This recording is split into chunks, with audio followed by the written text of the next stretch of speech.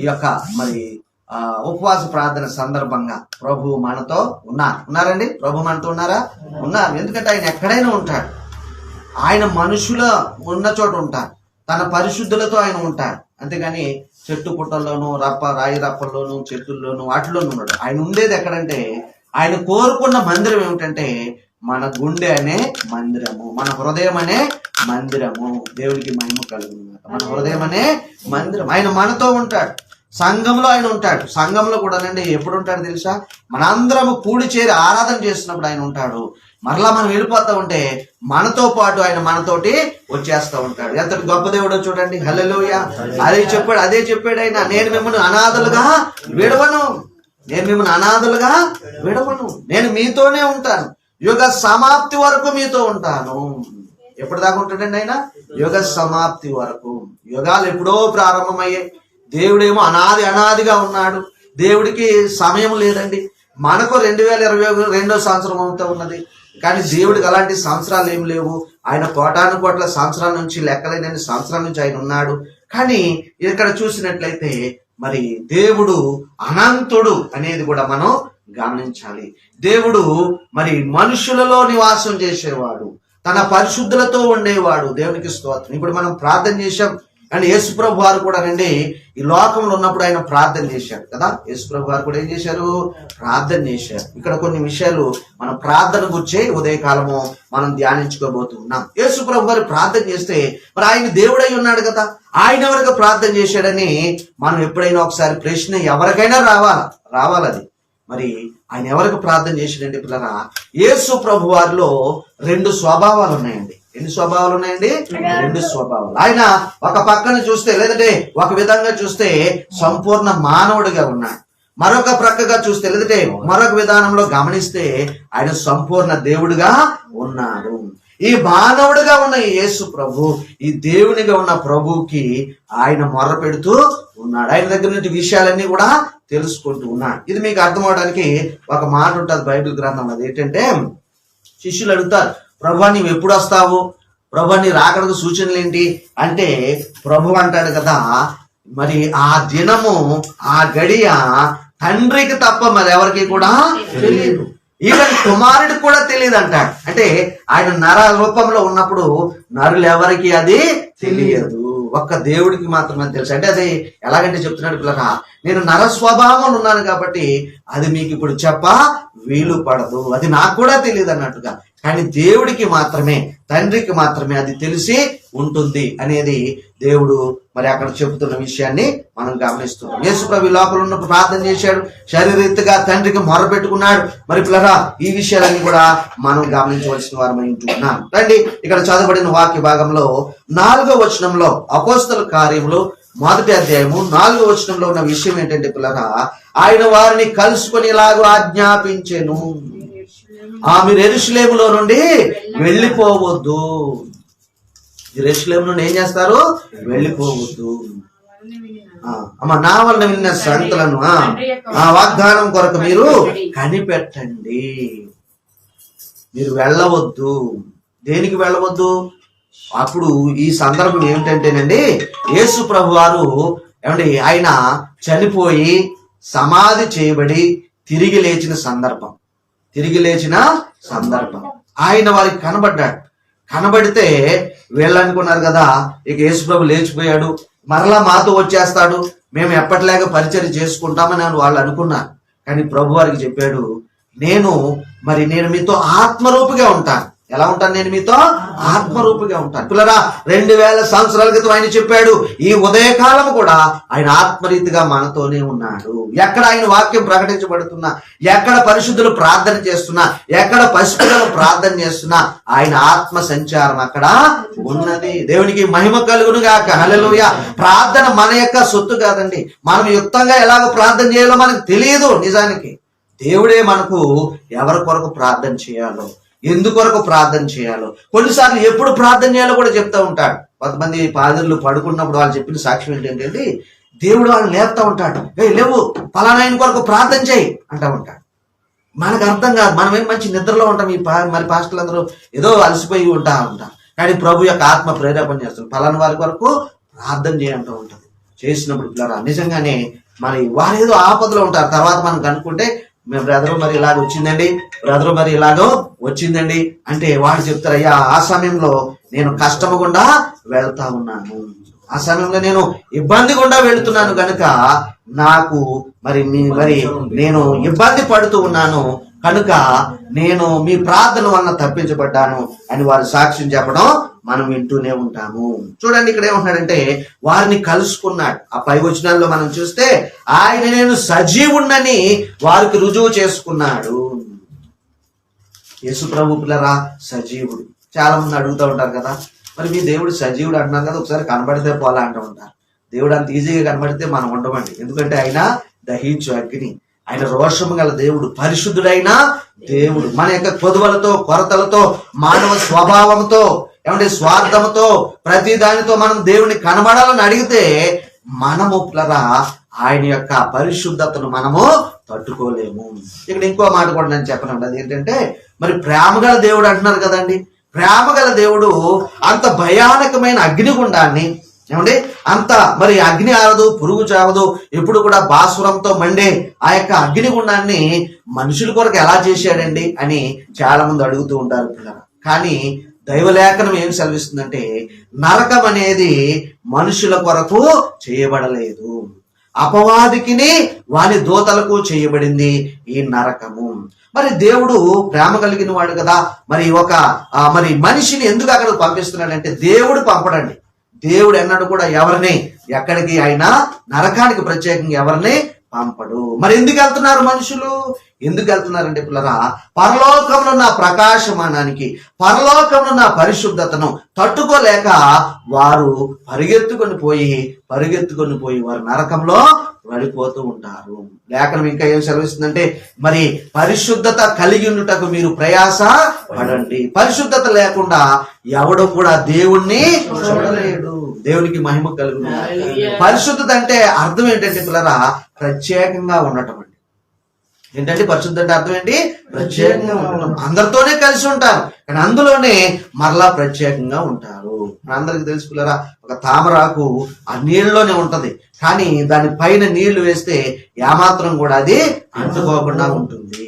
అలాగే పిల్లరా లోకంలోనే మనం జీవించాలి, పాపుల మధ్యనే ఉండాలి, ఆ దొంగల లోపుల వ్యభిచారుల మధ్యనే మన సహవాసం, వారితోనే కలిసిమెలిసి తిరగాలి. కానీ ఆ పాపంను అంటించుకోకుండా ప్రభు బిడ్డలుగా మనం జీవించవలసిన అవసరం ఎంతైనా ఉన్నది. దీనికి ఉన్న లేఖనాలు కూడా ఉన్నాయండి. లోతు అని ఒక భక్తుడు ఉన్నాడు పిల్లల. ఆయనటండి కామ వికార చేష్టల చేత మరి నలిగిపోతున్న ప్రజల మధ్య నివసిస్తూ ఆయన ఏం చేశాడంటే అనుదినము ఆయన తన మనస్సును ఏం చేశాడట నొప్పించుకుంటూ వచ్చాడు. మరి ఒక ఆయన దాన్ని ఎక్స్ప్లెయిన్ చేస్తే ఏమన్నాడంటే అయితే ఆయన భార్య ఉన్నది చూశారు, ఆమె ఈ యొక్క హాగరు సంబంధమైన ఐగుప్తు దేశ సంబంధురాలటండి. ఆమె మాత్రం పిల్లరా మరి ఆ యొక్క మరి సొదొమను గొమొర్రాను విడిచిపెట్టలేక మరి ఆ యొక్క నాశనంలో ఒక ఉప్పు స్తంభంగా అయిపోయి మరి ఈనాటికి కూడా సజీవ సాక్ష్యంగా ఆమె లేదంటే ఆ యొక్క ఒక రుజువుగా ఉప్పు స్తంభంగా ఆమె ఉండిపోతూ ఉన్నది. ఇంతకీ నేను చెప్పదలుచుకున్నది ఏంటంటే పిల్లరా మరి చూడండి యేసు ప్రభు సజీవుడై ఆయన రుజువులు చూపి వారికి ఏం చెప్తున్నాడంటే మీరు యెరూషలేము పట్టణాన్ని విడిచిపెట్టొద్దు. యెరూషలేము అంటే పిల్లలు ఎందుకు విడిచిపెట్టొద్దు అంటాడంటే పట్టణంలో ఉన్న ఆ యొక్క చెరువులు ఆ భవంతులు అవి చూస్తారని కాదండి. అది మహారాజు పట్టణం.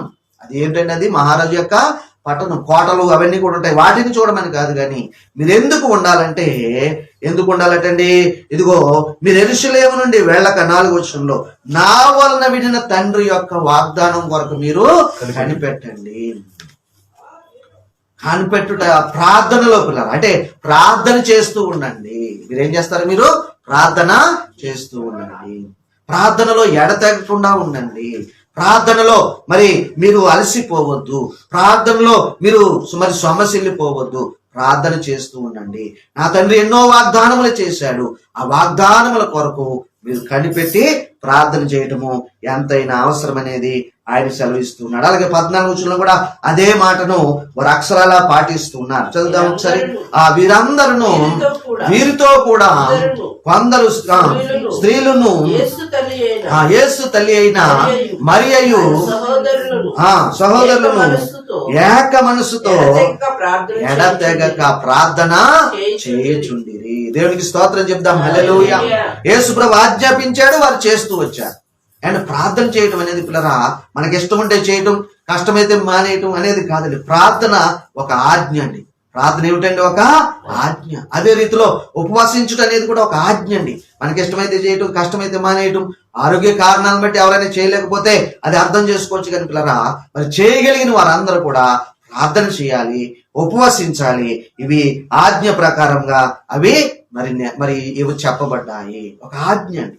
ఆజ్ఞ మరి పాటించాలి కదా, ఆజ్ఞను మనం గైకొనాలి కదా. ఆజ్ఞను మరి మీరితే మనకు పాపం అయిపోతుంది. ప్రార్థన చేయకపోతే పాపం, ఉపవాసం ఉండకపోతే పాపం అన్నట్టుగా మరి ఇక్కడ వారు ఏం చేస్తున్నారంటే పిల్లరా వీరందరూ అంటే అక్కడ మరి 11 మంది శిష్యులు ఉన్నారు. ఇంకా మరి యేసు ప్రభు మరి తిరిగి లేచిన తర్వాత ఆ మేడగదిలో కూడుకున్న ఆ కుటుంబం వారందరూ కూడా ఉన్నారు. వీరును ఇంకా ఏమన్నారు? వీరితో కూడా కొందరు స్త్రీలను. యేసు ప్రభు వారి యొక్క పునరుత్థానానికి స్త్రీలు చక్కని సాక్షులుగా ఉన్నారు కదా. వాళ్ళు ఏమనుకున్నారంటే ప్రభువుని సమాధి చేశారు కదా, ఆ రోజున విశ్రాంతి దినమని కంగారుగా సమాధి చేశారు. మనం మరలా వెళ్ళి కొన్ని పరిమళ ద్రవ్యాలు తీసుకొని ఆయన శరీరానికి మనము పోద్దాము. ఎందుకంటే పిల్లరా అప్పట్లో అలవాటు ఉండేదండి. దాన్ని పూసి త్వరగా అది డీకంపోజ్ కాకుండా, లేదంటే త్వరగా అది కుళ్ళిపోకుండా పెట్టడానికి ఇవన్నీ కూడా వాళ్ళు చేస్తూ ఉండేవారు. ఆయన సమాధి చేసిపోయిన తర్వాత విశ్రాంతి దినము గడిచిపోయిన తర్వాత ఆదివారం తెల్లవారుజామున తమ యొక్క పరిమళ ద్రవ్యాలు సిద్ధపరచుకొని ఈ స్త్రీలు ఉన్నారు. కానీ ఆ తెల్లవారుజామున వెళితే వాళ్ళకి యేసుప్రభు అక్కడ లేడు. ఉన్నాడండి? యేసుప్రభు అక్కడ లేడు. ఆయన పునరుద్ధారణ అయిపోయాడు అప్పటికే. దేవునికి మహిమ కలుగును. ఆయన శరీరం అక్కడ లేదు. ఆయన శరీరం మార్చబడింది. ఆయన శరీరం తిరిగి జీవించబడినది. ఆయన శరీరం తిరిగి పునరుత్థానమైనది. అప్పటికే ఆయన ఆత్మస్వరూపిగా అక్కడ సంచరించటము మొదలు పెట్టాడు. దేవునికి మహిమ కలుగుతుంది. కంటికి కనబడేది శరీరం అండి, కంటికి కనబడనిది ఆత్మ. మనం కూడా పిల్లరా కొన్నిసార్లు ఆలోచనలో ఎక్కడెక్కడికో వెళ్ళిపోతూ ఉంటాం కదా, ఎక్కడెక్కడికో వెళ్ళిపోతూ ఉంటాం. ఈ శరీరంలో మనం ఉన్నప్పుడు పిల్లరా మనము ప్రభువు చెప్పిన ఆజ్ఞలన్నిటినీ తూచా తప్పక మనము పాటించాల్సిందే. ఆజ్ఞను పాటిస్తున్నారు. ఈ మొదటి అధ్యాయంలో వారు ప్రార్థన చేస్తూ వచ్చారు. ప్రభువే చెప్పాడు, మీరు ప్రార్థన చేసి వాగ్దానం వరకు కనిపెట్టుకోనండి. ఆ వాగ్దానం ఏమిటంటే పిల్లరా మరి తండ్రి తన ఆత్మను మీకు ఇస్తానన్న తండ్రి యొక్క వాగ్దానం కొరకు మీరు కనిపెట్టండి. ఇంకా చెప్తున్నాడు ప్రభు. ఒకసారి 8వ వచనం కూడా మరి మనం చదువుకుంటే పిల్లరా యేసు ప్రభు వారిని ఇంకా మరి వారు వేసిన ప్రశ్నలకు సమాధానాన్ని చెప్పకపోగా ఒక సంగతి చెప్తున్నాడు వారికి. మీకు అన్ని సమాధానాలు ఇప్పుడు అక్కర్లేదు, కాలాలు సమయాలు తెలుసుకోవడం అది మీ పని కాదు. కానీ మీరు మాత్రం ఏం చేస్తారంటే మరి ఆ యొక్క 7-8 వచనాలు పిల్లరా మరి ఆయనను అడుగగా ఆయన కాలములను సమయములను తండ్రి తన స్వాధీనం అందించుకొని ఉన్నాడు, వాటిని తెలుసుకుంటా మీ యొక్క పని కాదు. 8వ వచనంలో అయినను వాటిని తెలుసుకుంటా మీ పని కాదు, వాటి కొరకు మరి మీరు కంగారు పట్టడం మీ పని కాదు. అయినను పరిశుద్ధాత్మ మీ మీదికి వచ్చినప్పుడు మీరు శక్తి నొందుతారు గనుక యెరూషలేములోను యూదయ సమరయముల దేశములు ఎంతటను ఆమేన్ భూదిగంతముల వరకును నాకు సాక్షులయ్యుందురని వారితో చెప్పాను. సాక్షులుగా ఉండటం అనేది కూడా ఒక ఆజ్ఞ అండి. ఆత్మను పొందుకోవడం కూడా ఒక ఆజ్ఞ అండి. దేవునికి మహిమ కలుగును గాక. హల్లెలూయా. సాక్ష్యం అంటే ఏమిటి పిల్లరా? మనము కనిన వినిన సంగతులను ఇతరులకు చెప్పటమే. యేసు ప్రభు నిన్ను ఎలా రక్షించుకున్నాడో, యేసు ప్రభు నిన్ను ఏ పాప కోపం నుండి విడిపించాడో, ఏ రోగం నుండి స్వస్థపరిచాడో, ఇవన్నీ కూడా మనము మరి ఇతరులతో చెప్పటమే ఆయన కొరకు సాక్ష్యం ఇవ్వటము. అదే అంటున్నాడు ఆయన, ఇదిగో మీరు కాలాల కొరకు సమయాల కొరకు ఆసక్తి కలిగి ఉన్నారు, మంచిదే. ప్రభువాని రాజ్యం ఎప్పుడు వస్తుందని అడుగుతున్నారు, మంచిదే. ఇవన్నీ కూడా వాటికి ఒక సమయం ఉన్నది, కానీ వాటిని ఇప్పుడు బయలుపరచటము మంచిది కాదు, లేదంటే వాటిని తెలుసుకుంటా మీ పని కాదు. పిల్లరా ఎవరైనా ఒకరు మన దగ్గర పని చేస్తున్నప్పుడు అండి చెయ్యొద్దన్న పని మాత్రం చేసి చేయాల్సిన పని చేయకపోతే ఎంత కోపం వస్తుందండి. వాడిని ఏం చేస్తాం, పనిలో నుంచి తీసేస్తాం. 2-3 సార్లు చెప్తాం, బాబు నువ్వు అచ్చు కాదు ఇటు చేయాలని చెప్తా ఉంటాం. యేసు ప్రభు కూడా తన సంఘానికి, తన సార్వత్రిక సంఘానికి ఏం చెప్తున్నాడంటే, పిల్లరా కాలములను సమయములను తెలుసుకుంటా మీ పని కాదు. మనం ఇప్పుడు కూడా ఆలోచన చేస్తూ ఉంటాం, యేసు ప్రభు ఎప్పుడు వస్తాడు, ఆయన సంఘం ఎప్పుడు ఎత్తబడతా ఉంటది, ఈ కార్యక్రమాలు ఎప్పుడు జరుగుతూ ఉంటాయి, ఆ ప్రవచనం ఎప్పుడు నెరవేరుతుంది, ఈ వాగ్దానం ఎప్పుడు నెరవేరుతుంది అని మనం ఎంతగానో ఎదురు చూస్తూ ఉంటాం. మానవ మాత్రులు కదా, శుభకార్యాలు జరగాలని, మరి ఇంకోటి జరగాలని, మనం ప్రార్థిస్తున్న వాటికి మరి జవాబులు రావాలని, ఇవన్నీ కూడా మనము ఆశపడి ఎదురు చూస్తూ ఉంటాం. కానీ ప్రభు అంటున్నాడు, అవి నా స్వాధీనమందు ఉన్నవి. దేవునికి మహిమ కలుగుతున్నవి. అవి నా స్వాధీనమందు ఉన్నవి, వాటిని తెలుసుకుంటా మీ పని కాదు. కానీ మీ పని ఏంటంటే మీరు నాకు సాక్షులుగా ఉండటం, మీరు ఎడతెగకుండా ప్రార్థన చేయటం. మీరేం చేయాలి, ఎడతెగకుండా ప్రార్థన చేయటం. రండి ఒక మాట ఆ యొక్క తెస్సలోనికలకు రాసిన 2వ పత్రిక 5వ అధ్యాయము 18వ వచనంలో అదే మాటను మనము చూస్తూ ఉన్నాం. దేవునికి మహిమ కలుగును గాక. మొదటి తెస్సలోనికలకు రాసిన పత్రిక 5వ అధ్యాయములరా మరి అక్కడ ఆ యొక్క 16వ వచనంలో ఇలాగూ చెప్పబడుతూ ఉన్నది. 16-17 వచనం, ప్రతి విషయమునందును చెల్లించుడి, ఇలాగు చేయుట యేసుక్రీస్తునందు మీ విషయంలో దేవుని చిత్తము. 15వ వచనం చివరి మాట చదువమ్మా. మరి 15వ వచనం చివరి మాట, ఎడతెగక ప్రార్థన చేయండి, ఎడతెగక ప్రార్థన చేయండి. ఒక చైన్ ప్రేయర్స్ అంటూ ఉంటారు కదా, మరి ఆ యొక్క గుంపు ప్రార్థనలు అంటూ ఉంటారు. ఎడతెగకుండా దేవునికి స్తోత్రం కలుగును. వితౌట్ సీజింగ్, ప్రే వితౌట్ సీజింగ్ అంటే ఆపివేయకుండా. మనం కూడా అంటే ప్రతిసారి మోకరించినప్పుడు, మరి మందిరానికి వచ్చినప్పుడు ఇప్పుడు కాదు, ఇప్పుడు ప్రార్థన చేయాలి. మన గృహాల్లో ఉన్నప్పుడు, మన పనులు చేసుకుంటున్నప్పుడు, మన యొక్క కార్యక్రమాలు చేస్తున్నప్పుడు, ప్రయాణాలు చేస్తున్నప్పుడు, ప్రతి సమయం అందును ఈ ప్రార్థన మనోభావం అనేది మనం ఎడతెగకుండా ఉంచుకోవాలి. దేవునికి మహిమ కలుగును గాక. మీరు ఎడతెగక ప్రార్థన చేయండి, మీరు సంతోషంగా ఉండండి. అలాగే 16వ వచనం కంటిన్యూలో ఏముంటుందండి, ప్రతి విషయం నందును కృతజ్ఞతాస్తుతులు చెల్లించుడి. ఎడతెగక ప్రార్థన చేయడంలో ఒక భాగం ఏమిటంటే పిల్లరా, కృతజ్ఞతాస్తుతులు చెల్లించడము. థ్యాంక్ యూ జీసస్ అని చెప్పటము, థ్యాంక్ యూ ప్రభు అని చెప్పటము. అది కూడా ఎడతెగక ప్రార్థన చేయడంలో ఒక భాగం అండి. ప్రార్థనలో 4 భాగాలు ఉంటాయండి. అవేంటంటే పిల్లరా, మొట్టమొదటిగా ప్రభువును కొనియాడాలి. ఏం చేయాలి, మొట్టమొదటిగా ప్రభువుని కొనియాడాలి. ప్రభు నీవు గొప్ప దేవుడు అని, మరి సృష్టికర్తవని, ఇవన్నీ కూడా ఒక మరి మన ప్రార్థనా సమయాన్ని బట్టి మొదటి భాగం అది ఉంటూ ఉన్నది.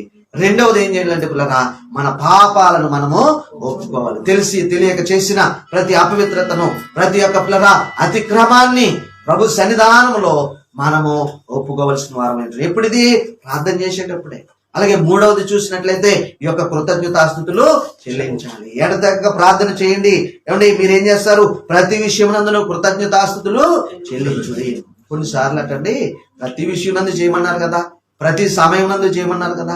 అనారోగ్యంగా ఉన్నప్పుడు కూడా ప్రభువా నాకు జ్వరం వచ్చినందుకు నీకు స్తోత్రం అనాలంట. నిజమండి, అదండి ఆయన చెప్పేది. మరి కష్టంలో ఉన్నప్పుడు కూడా, నష్టంలో ఉంటున్నప్పుడు కూడా, ఏమంటే సంతోషం ఉన్నప్పుడు అందరూ అంటారు హల్లెలూయా స్తోత్రం అని అందరూ అంటూ ఉంటారు. కానీ కష్టం వచ్చినప్పుడు కూడా నీకు స్తోత్రం ప్రభువా, అనుకున్నది జరగనప్పుడు కూడా నీకు స్తోత్రం ప్రభువా. మరి మనం మరి ఎంతో కష్టపడుతున్నాం కానీ చూడలేకపోతున్నాం ఫలితాన్ని, అప్పుడు కూడా నీకు స్తోత్రం ప్రభువా అనాలట. దీనికి మంచి ఉదాహరణ పిల్లరా మన ప్రభు అయిన యేసుక్రీస్తే. గెత్సెమనే తోటలో ఆయన ఏం చేస్తున్నాడంటే పిల్లరా, ఆయన శరీరం ఏమో బలహీనపడింది కదా. మరి జరగబోయే ఆ శిలువ యాగంలో వారు కొడతారు, తిడతారు, అన్ని చేస్తారు, శిలువ వేస్తారు, కొరడాలు అన్ని కూడా మరి ఆయన కనబడుతూ ఉన్నాయి. అవన్నీ కూడా శరీరం ఏమో వద్దులే తప్పించుకుంటూ ఉన్నది. కానీ ఆత్మేమో ఈ గడియ కొరకే కదా నీ వచ్చావు తండ్రి, నా ఇష్టం కాదు నీ చిత్తమే నెరవేరును గాకని ఆయన సమర్పించుకున్నాడు. ప్రభువా ఇక నీ ఇష్టం అని ఆయన తన మానవ స్వభావం అంతటినీ కూడా, మానవ పరిపూర్ణ అంతటినీ కూడా దైవ పరిపూర్ణతకు ఆయన లోపరుచుకున్నాడు. ఎడతెగక ప్రార్థన చేయడి, ప్రతి విషయం నందును కృతజ్ఞతాస్తుతులు చెల్లించుడి, ఇలాగూ చేయటం మీ విషయంలో దేవుని యొక్క ఇష్టమై ఉన్నది, దేవుని చిత్తము. ఏది జరిగినా కూడా పిల్లరా మనం ప్రభుకి ప్రార్థన చేయవలసిన వారంగా మనం ఉంటూ ఉన్నాం. రండి, ఈ యొక్క అపొస్తలుల కార్యములో 14వ మాటలో కూడా అదే మనం చూస్తున్నాం. వీరందరూ వీరితో కూడా కొందరు స్త్రీలును మరి ఆ యేసు ప్రభు వారి యొక్క తల్లి అయిన మరియయు ఆయన సహోదరులను ఏక మనస్సుతో ఎడతెగక ప్రార్థన చేయుచుండిరి. ఇలా యేసు ప్రభువుకు తల్లి అని పిలిపించుకున్న మరియ కూడా ప్రార్థన చేయాల్సిన అవసరం ఉన్నదండి. ఆమె కూడా ఆత్మను పొందుకోవాల్సిన అవసరం ఉన్నది.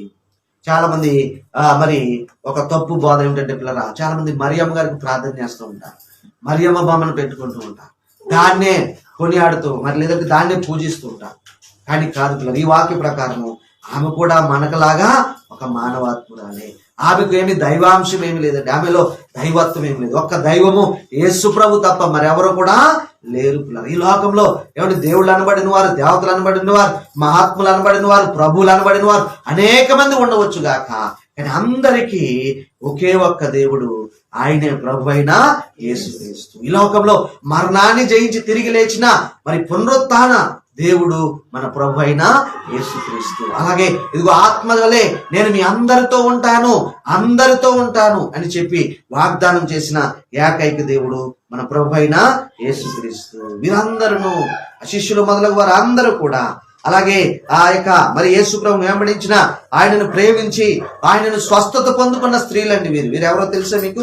ఒకసారి చూద్దాం. చూడండి, లోకా సువార్త 8వ అధ్యాయము 2వ వచనంలో ఈ స్త్రీలు ఎవరో మరి మనకు అక్కడ కనబడుతున్నది. లోకా సువార్త 8వ అధ్యాయము 2వ వచనంలో మరి ఈ స్త్రీలు ఎవరనేది మనకు కనబడుతున్నది. చదువుతారా? 12 మంది శిష్యులను చూడండి. మొదట అపవిత్రాత్మలను, వ్యాధులను, పోగొట్టబడిన కొందరు స్త్రీలను, దాని వివరణ మళ్ళా వదిలిపోయిన మరియయు గృహ నిర్వాహకుడు యోహన్నయు సూసన్నయు ఆయనతో కూడా ఉండిరి. యేసు ప్రభును ఎప్పుడు కూడా వెంబడిస్తూ ఉండేవారు. వారికి మేలు జరిగింది, వారి దెయ్యాలు పోయాయి, వారి అపవిత్రాత్మలు మరి వెళ్ళగొట్టబడ్డాయి, వారి యొక్క మరి ఆత్మలకు సంతృప్తి దొరికింది. దేవునికి స్తోత్రం కలుగునుగాక.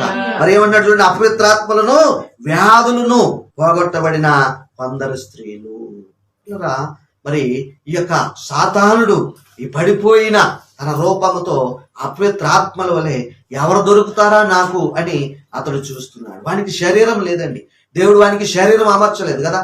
దూతలు అనే వాటికి శరీరము లేదు. ఆ యొక్క ఆత్మలు ఏం చేస్తాయంటే తనకు అనుకూలంగా ఎవరైతే ఉన్నారో, తనలాంటి అపవిత్ర పనులు ఎవరైతే చేస్తున్నారో వాళ్ళలోకి వచ్చి వాడిని ఇంకా నరకపాత్రుడిగా చేసేస్తాయి, వాడిని ఇంకా చెడ్డ పనులు చేయడానికి పురుకొలుపుతాయి. ఏంటంటే మరి దుష్టుడు ఆవహించి దెయ్యాలు పట్టి కాకపోతే ఏమండి జరుగుతున్న దుర్మార్గాలు మనిషి మనస్సున్న వాడు ఎవరు కూడా చేయలేరు. అవి దెయ్యముల ప్రభావాన్ని బట్టి, అపవిత్రాత్మలను బట్టి అవి లోకంలో జరుగుతా ఉన్నాయి. దేవునికి మహిమ కలుగునుగాక. సాధారణటండి చిన్న వంక దొరికితే చాలట ఆ అపవిత్రాత్మను తీసుకొని వచ్చేస్తాడట. మనకు తెలుసు కదా పిల్లరా, ఒక ఇల్లు ఓడవబడి ఏమండి అంతా శుభ్రం చేసి చక్కగా పెట్టబడి ప్రభువు కొరకు ఎదురు చూస్తూ ఉంటదట. కానీ ఏదైనా చిన్న తప్పు వస్తే ఆ వెళ్ళిపోయిన దెయ్యం మరలా వచ్చి కూర్చుంటదట. అది ఒకటే కాకుండా 7 చెడ్డ దెయ్యాలను పట్టుకుని వస్తుందటండి. చూడండి, సాధకుడు ఎప్పుడు కూడా కనిపెట్టుకుని ఉంటున్నాడు ఎవరిలో దూరదామని, ఎవరిని నాశనానికి నడిపిద్దామని. మనం ముందే చెప్పుకున్నాం కదా, అపవాదికిని వారి దూతలకు ఏర్పాటు చేయబడిన నరకంలోనికి వాడు ఆవహించుకొని మనుషులను కూడా తోసేస్తున్నాడు, మనుషులను కూడా తీసుకొని వెళ్ళిపోతూ ఉన్నాడు. దేవునికి మహిమ కలుగుతుంది. కాబట్టి పట్లరా ఈ స్త్రీలు ఎవరనేది మనం చూసినట్లయితే వీరు శిష్యులతో కూడా ప్రభువారి ఈ లోక యాత్రలో పరిచర్లో సహకరించిన వారు, మేలు పొందుకున్న వారు, అపవిత్రాత్మలు పోగొట్టబడిన వారు, వ్యాధులు పోగొట్టబడిన వారు, 7 దెయ్యములు వదలపోయిన మగ్దలేనే మరియ పిల్లరా. ఈ మగ్దలేనే మరియను పిల్లరా కొన్నిసార్లు ఒక ఆయన ఏమన్నాడంటే, ఒక పెద్ద ఆయన ఆమె బహుశా వ్యభిచారి అయి ఉండవచ్చు అన్నాడు. కాదండి, ఆయన ఏం వ్యభిచారి కాదండి, అది తప్పుడుగా చెప్పబడిన మాట. ఆమెకు దెయ్యాలు పట్టాయి. ఆ యొక్క స్థితి అంతా కూడా ప్రభు చేత విడిపించబడింది. ఎప్పుడైతే ప్రభు ఆమెకు విడుదల దయచేశాడో ఇక ప్రభువును ప్రేమించటము మానుకోలేదు. ప్రభు అన్న మేలు పొందుకున్నది, ఇక ప్రభు సేవలో సహకరించింది. 2వ మాటలు అదే మనం చూస్తూ ఉంటాం. వీరును ఇతరులు అనేకులను తమకు కలిగిన ఆస్తితో ఏమండి యేసు ప్రభు వారికి ఆయన శిష్యులకును ఉపచారం చేసుకుంటూ వచ్చారు. దేవునికి మహిమ కలుగును, దేవునికి మహిమ కలుగును. మేలు పొందుకున్న వారు ప్రభువును ప్రేమించారు, ప్రభుతో పాటు సాహసించారు, ప్రభువుతో ప్రార్థన చేస్తూ ప్రభువుతో ప్రార్థన చేయడానికి కూడుకున్నారు. అంత మాత్రమే కాదు పిల్లరా, తమకు ఇవ్వబడిన ఆస్తి అంతస్తులతో ప్రభువుకు వారు మరి ఆ యొక్క ఉపచారము మరి పరిచర్య వారు చేసుకుంటూ వచ్చారు. మగ్దలేని మరియు, అలాగే కూడా చూడండి హేరోదు యొక్క గృహ నిర్వాహకుడకు పూజా భార్యకు యోహన్న ఉన్నదండి, యోహన్న కూడా ఉన్నది. అలాగే సూసన్నని మరొక ఉన్నది. వీరందరూ కూడా ప్రభువుతో పాటు ప్రార్థనలో ఏకీభవించారు. ప్రభు ఉన్నప్పుడేమో ఆయనతో పాటు ఉన్నారు, ప్రభు మరణించినప్పుడు ఆయన సమాధి దగ్గరికి పరిగెట్టుకుంటూ వెళ్ళారు.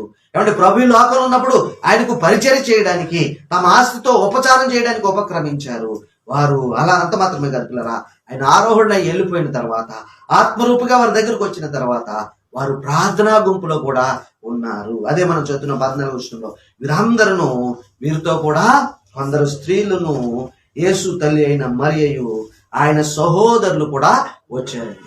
ఆయన సహోదరులు కూడా వచ్చారు. ఆయన సహోదరులు పిల్లరా మరి ఆ యేసు ప్రభు వారు జన్మించిన తర్వాత మరియకు కలిగిన మరి కుమారులు కుమార్తెలు అయి ఉంటూ ఉన్నారు. వారు కూడానండి ప్రభు యొక్క శిష్యులతో పాటుగా ఈ స్త్రీలందరితో పాటుగా ప్రార్థన చేయడానికి వారు వచ్చారు. చూసారా పిల్లరా, యేసు ప్రభు ఏమో వాగ్దానం వరకు కనిపెట్టమన్నాడు, వీరు ఆయన మాటను అక్షరాలా పాటించారు. ఆ వాగ్దానం ఏమిటంటే మనము ఆత్మ చేత నింపబడతాము. దేవునికి మహిమ కలుగునుగా.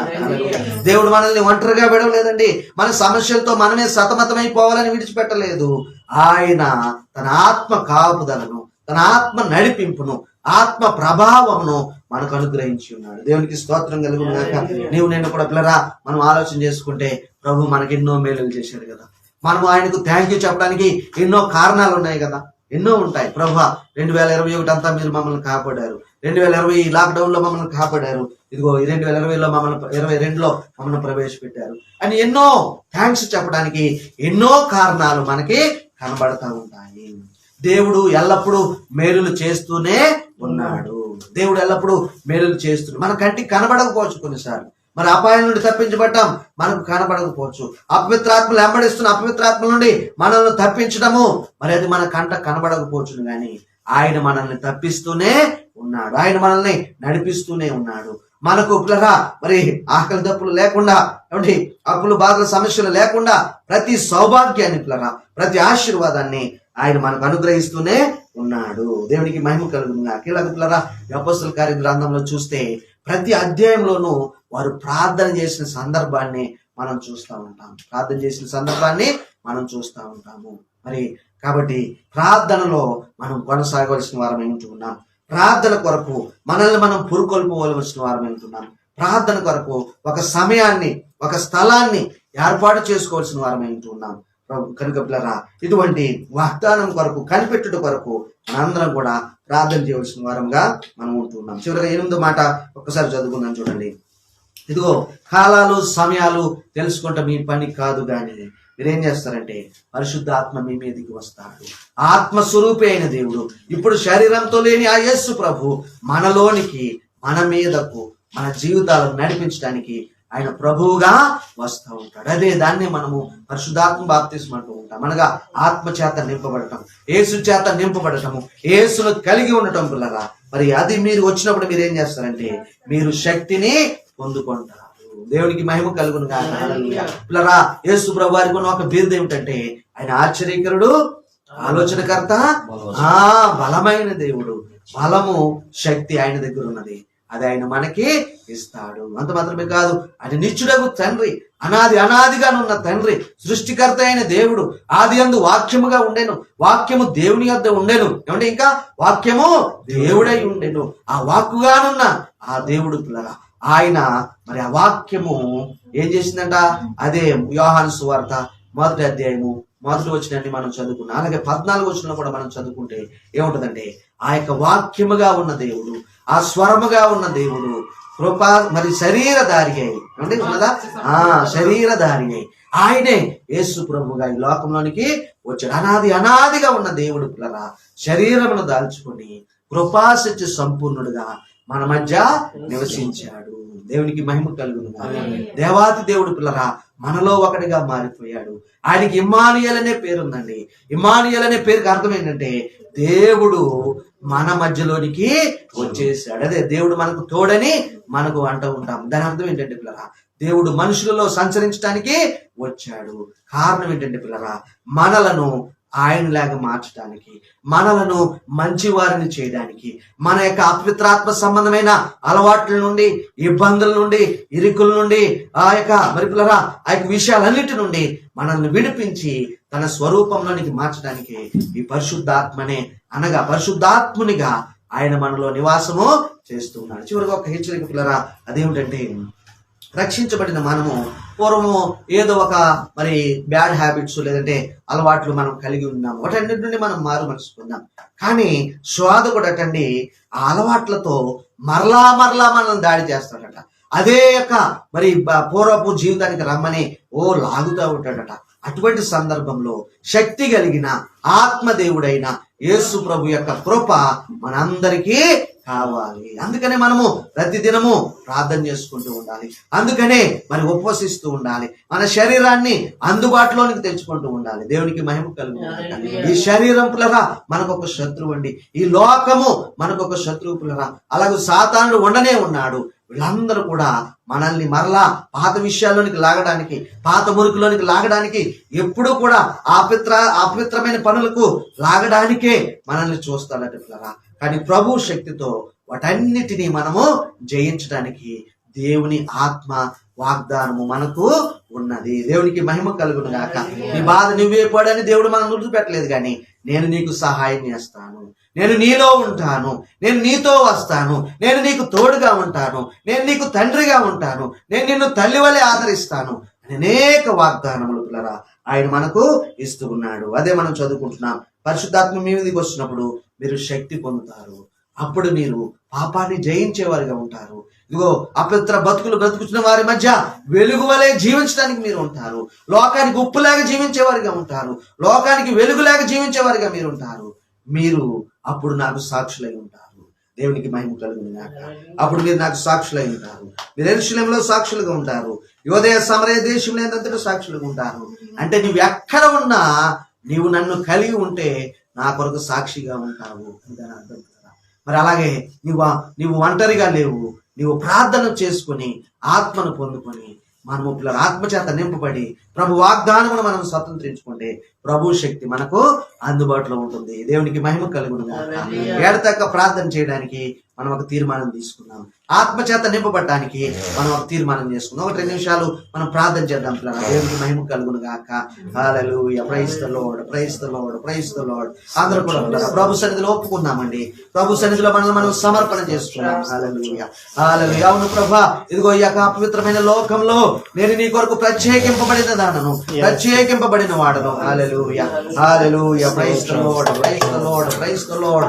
హల్లెలూయా. Praise the lord, praise the lord, praise the lord. ప్రభా, నీ ఆత్మశక్తి నాకు కావాలి. నీవు నాలో నింపబడ్డా నేను చూడాలి. నీ ఆత్మ బాప్తిస్మం ద్వారా నేను నిండారులుగా నేను నింపబడాలి. హల్లెలూయా, హల్లెలూయా, హల్లెలూయా, హల్లెలూయా. ప్రభా, ఇదిగో నాయనా, మరి నాయన నీవు యెరూషలేము నుండి వెళ్ళిపోవద్దని చెప్పావు ప్రభు. నీకు ప్రార్థన చేత నింపబడండి, ఆత్మ చేత నింపబడండి, మీ నోర్లు బాగుగా తెరవండి, నేను దానిని నింపుతానని వాగ్దానం చేసిన వాడానికి స్తోత్రం తండ్రి. ఎడతెగక ప్రార్థన చేయడని చెప్పిన వాడానికి స్తోత్రం నాయన.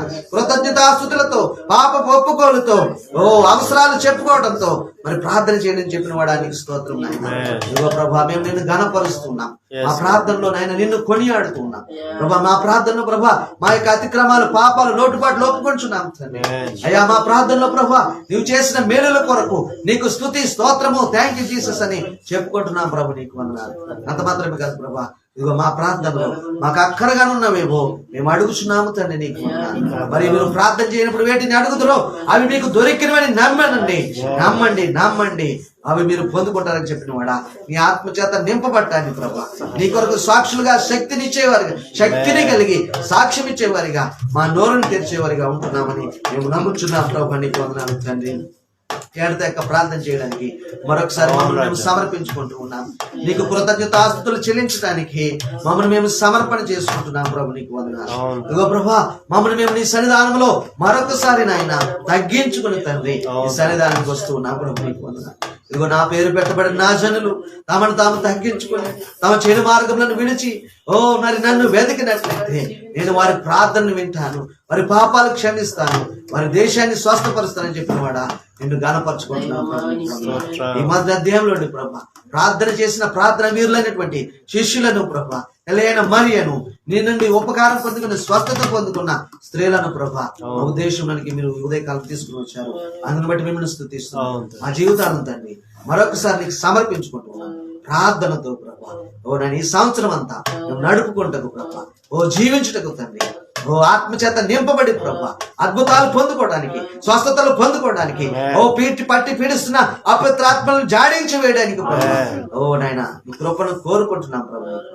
సహాయం దయచేయమని ప్రభా, నీ ఆత్మతో నింపి నడిపించమని ప్రభా.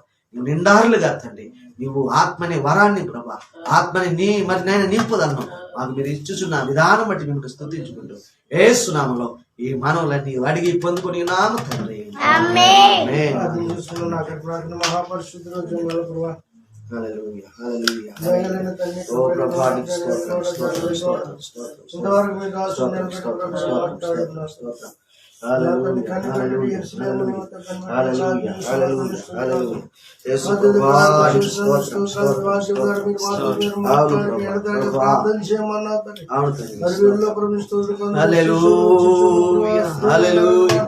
అవును ప్రభు,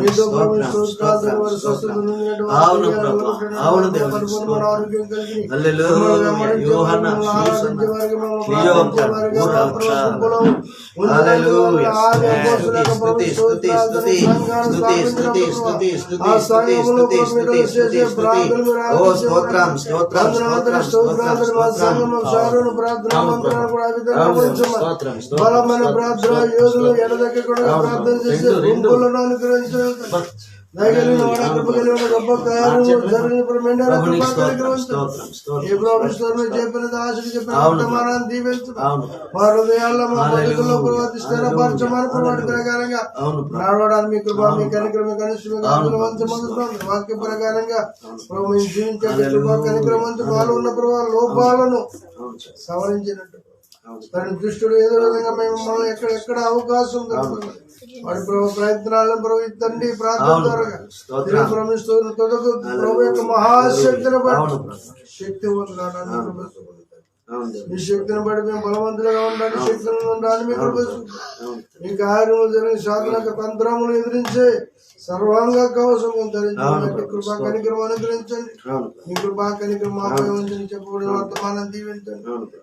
వారికి ఇచ్చిన పరిచయం బట్టి కుటుంబాన్ని బట్టి వందనాలు తండ్రి. నాకు ఇచ్చిన కుటుంబాన్ని బట్టి ఇచ్చిన పరిచయం బట్టి వందనాలు చూపిస్తున్నాం. ఇచ్చిన వారందరూ కూడా దీవించమని ఆశ్రయించుకుని మీరు మహిమ పొందండి. ఇజ్రాయేల్ గారిని బట్టి ఇజ్రాయేల్ కుటుంబాన్ని బట్టి పరిచయం బట్టి వందనాలు చూపిస్తాం. మీ కృప మీ కనికరం ఉంచమని ఇచ్చిన వారందరినీ దీవించి ఆశ్రయించమని యేసు దివ్య నామములో వేడుకున్నాం పరమ తండ్రి. తండ్రిని దేవుని యొక్క ప్రేమయు కుమారుని యేసుక్రీస్తు వారి కృపయు పరిశుద్ధాత్మ సావాసం మానవుడి లోకంలో పరిశుద్ధ వచ్చిన కుటుంబాలను సదా తోడై నడిపించును గాక.